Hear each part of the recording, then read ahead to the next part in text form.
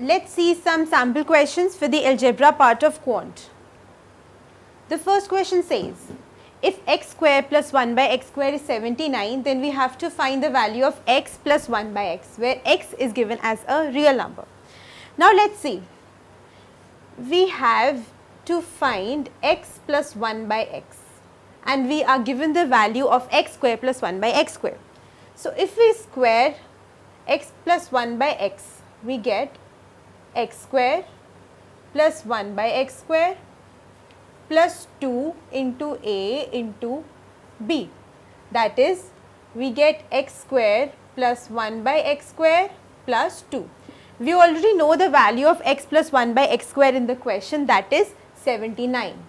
So we will put this value as 79 plus 2, that will give us 81. So we know now that x plus 1 by x whole square is 81. So if we square both LHS as well as RHS, we get x plus 1 by x as plus minus 9. So we have our answer in this question as D. Let's see another question. This question says that for what value of c will the equation 9x square minus 48x plus c equal to 0 have equal roots? As we have already seen that for equal roots, the determinant of the question should be 0. In this case, we have this equation. For equal roots, we have already seen in the earlier theory slides that determinant is 0. And determinant we have already seen is b square minus 4ac.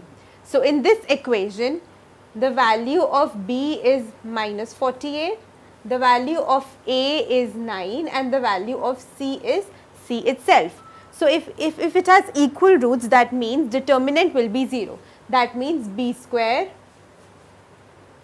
minus 4 into a into c, this value will be 0. That means 48 square equal to 4 into 9 into c.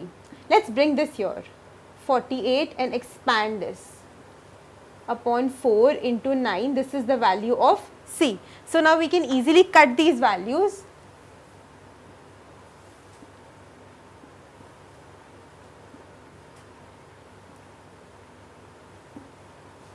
(16) into 4 gives us the value as 64. So we can say that the value of c as is asked in the question is 64.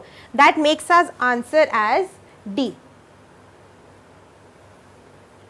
Let us see the next question.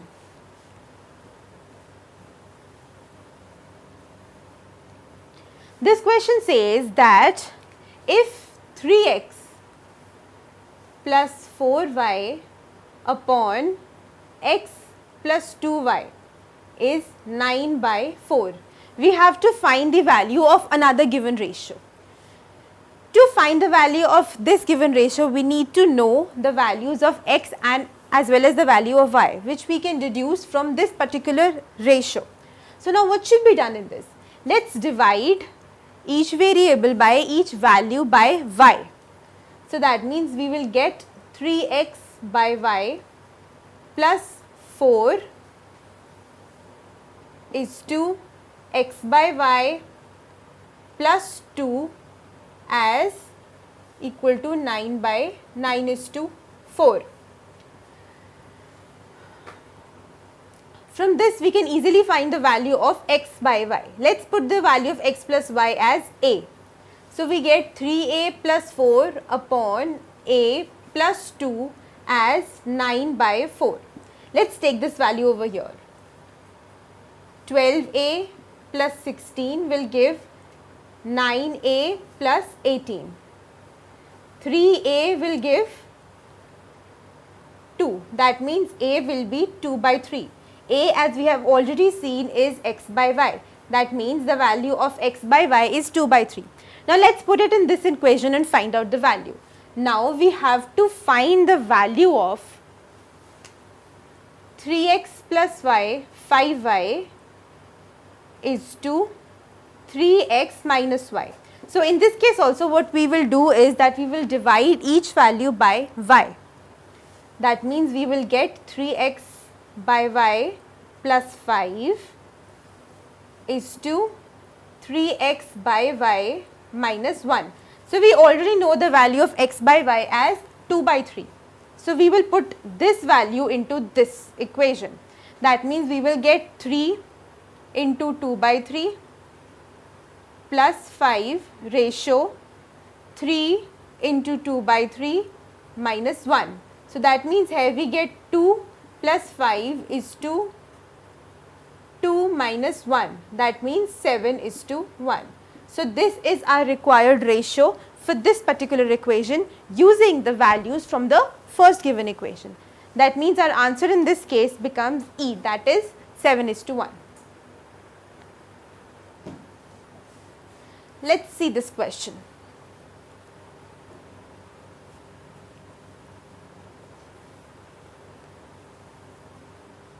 Okay. This question says that if one root is thrice the other root of this particular quadratic equation, then we have to find their relationship. So, let us see this quadratic equation. It is ax square plus bx plus c equal to 0. We have already seen in the theory part that sum of roots is minus b by a and product of roots is c by a. So, let us assume that the two roots be alpha and beta.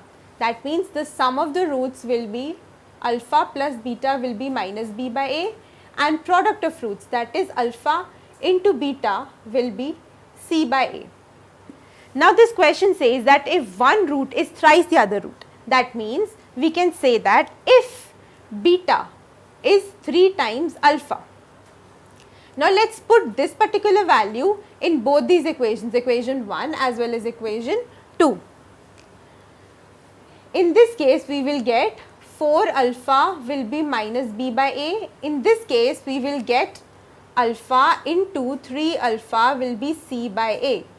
That means 3 alpha square will be c by a.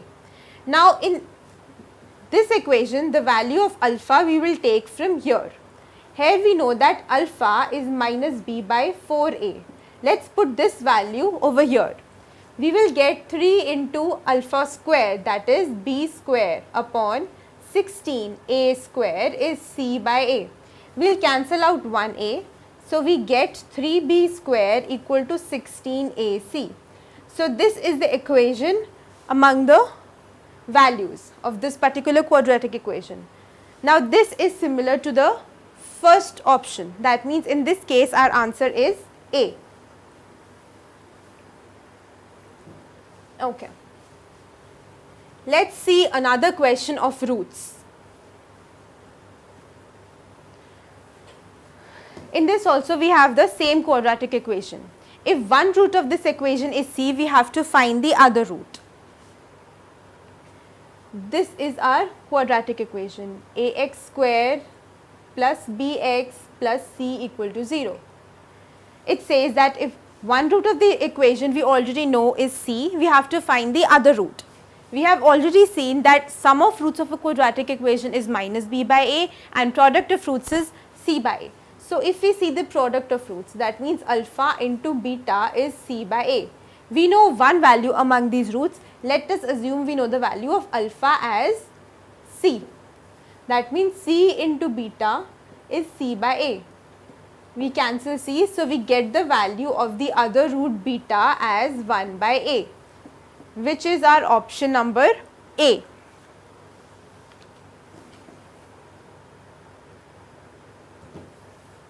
Okay, let us see another question of equations. We know that f of x is given as x square minus 1 by x square.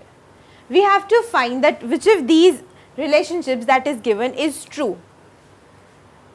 Minus f of x. If we take minus f of x, we get 1 by x square minus x square, which is not equal to our first equation. So, we have to find that which of these equations will be equal to the first equation.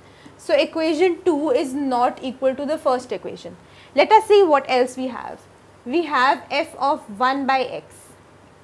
If we calculate f of 1 by x, we get 1 by x square minus x square. which is again not equal to the first equation. Another thing that we have is minus 1 by f of x. That means we can multiply this particular equation with minus 1. So we will get x square minus 1 by x square. So we can see that this fourth equation is similar to the first equation. That means these two equations are equal. That means we can say that f of x is equal to minus f of 1 by x, which is our option number C.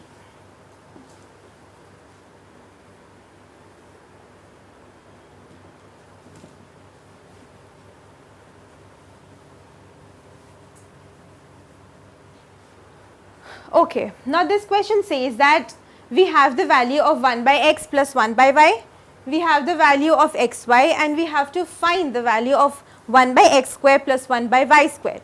Let us start by seeing what we already have. We have the value of 1 by x plus 1 by y as a. Now to find the value of 1 by x square plus 1 by y square, we will have to square this particular equation. That means on squaring this equation, we get 1 by x square plus 1 by y square plus 2 into the first value into the second value. Simultaneously, we will also have to square the other side. That means this whole square will lead to a square. So now, we know the value of 1 by xy as b. We know that this particular equation has the value of b. So writing it further, we get 1 by x square plus 1 by y square plus 2 by b will give you a square. Now we have to find the value of 1 by x square plus 1 by y square. So we will move the other terms to the right hand side. That means 1 by x square plus 1 by y square will give you a square minus 2 by b. So this matches our option number B.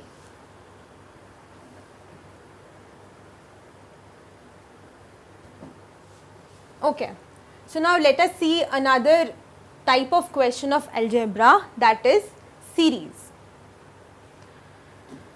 We are given a series where the first term is 101 followed by 104, 107. So we can see here that our first term, that is denoted by A, is 101. Common difference in this case is 3 and the last term is 161. So what we have to do is we have to find the sum of this particular series. So to find the sum of a particular series, we have to find out the number of elements that are present in that particular series. So we know that the last term is 161. We know an is a plus n minus 1 into d in case of a geometric progression. In this case, an, let us assume that it is the last term, is 161, a we know is 101, n is something we have to calculate, d we know is 3. 161 minus 101 is 60, 3n minus 3, that means 63 upon 3 is n. That means we know that the value of n in this case is 31. Now we have to find the sum of the series. So let us write the formula for the sum of the series. Sum of the series is n by 2 a plus l, where a is the first term, l is the last term and n is the number of elements that are present in that particular series. Okay, so we know the value of n in this case we have already calculated is 31. 31 by 2, first term we know is 101, last term also we know is 161. So let's calculate this. We will get 262. Let us cancel this. Here we get the value as 2751, which matches our option number A.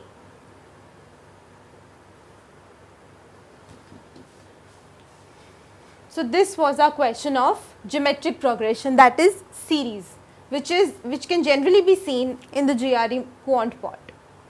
Okay, let us see another question. It says that if p plus q equal to 1 and the ordered pair p comma q satisfy this particular equation, then this ordered pair also satisfies which of the following equations? We know that pq satisfies this equation. So that means we can write 3p plus 2q equal to 1. We also know that p plus q equal to 1. From these two equations, we have to find out the values of p and q. We have to find out this particular ordered pair. Now, let's follow the method of elimination. Let us multiply this second equation by 2. The first equation will be as it is. If we multiply the second equation by 2, we get 2p plus 2q equal to 2.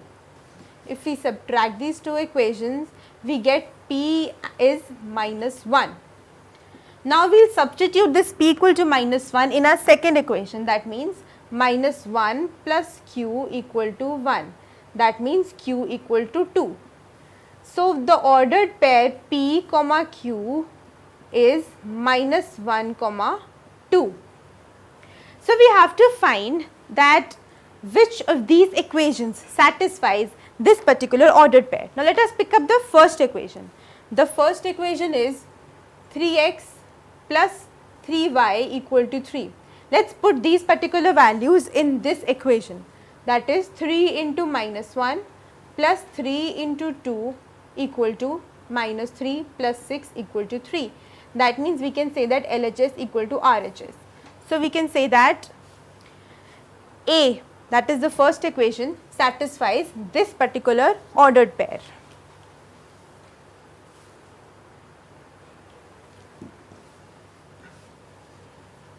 Now let us see one question pertaining to number line. Okay. This question says that for how many integer values of x does these both equations hold true? Let us pick up these equations one by one. Let us take the first equation first. It says that 2x square is less than equal to 32. We will divide both the sides by 2, as we have already seen that if we divide an inequality both sides by an equal integer positive number, then the sign of the change, that means this sign does not change, it remains same. So we will divide both LHS and RHS by 2. So we get x square is less than equal to 16. That means x is less than equal to plus minus 4. That means we can say that x is less than equal to minus 4 and x is less than equal to plus 4. Since we can say that all values that are less than 4, less than minus 4 are also less than 4. So we can ignore that the value that x is less than equal to minus 4, and we can pick up the broader range that we have, that is x is less than equal to 4. Now let us pick up the second equation. The second equation says that 3x plus 4 is greater than equal to 1. Now for this, first we will subtract 4 from both the sides. We will get 3x is greater than equal to minus 3. That means x is greater than equal to minus 1. So now we have these two ranges. Let us put them in a number line. 0, then we have minus 1, we have 1, 2, 3 up to 4. These are all the values that we need to represent these two equations. The first equation says all values that are less than or equal to 4. That means all values that are less than or equal to 4. The second equation says that all values that are greater than or equal to minus 1. That means it pertains to this particular set. Now if we have to find a common set for these two, it will be this subset.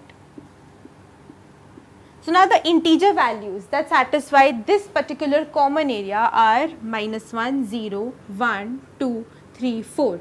The question says you have to find number of these integer values. So we have 1, 2, 3, 4, 5 and 6 integer values, which is our answer.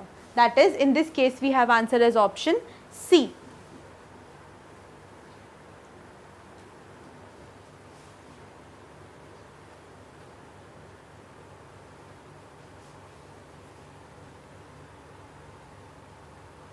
Okay, let us see another question.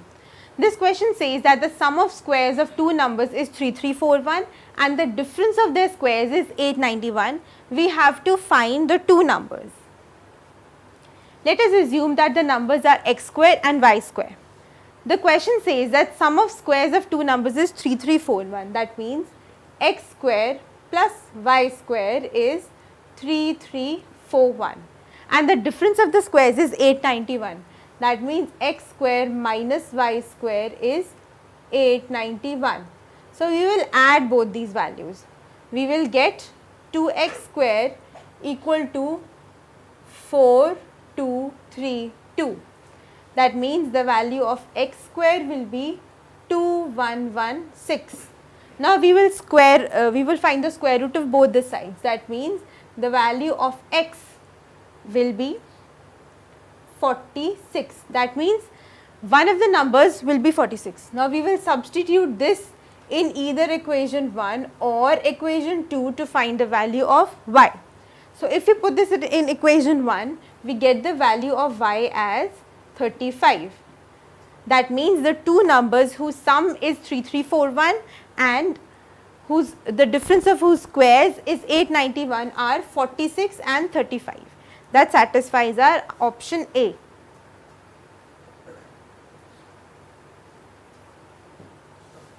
Okay. Now, let us see one question of ages that is very common in algebra. It says that A has twice as much money as B, B has thrice as much money as C has, and A and B and C, they together have a sum of rupees 100. Let us assume that C has X money. B has thrice as much money as C. That means the amount of money with B is 3x. A has twice as much money as B has.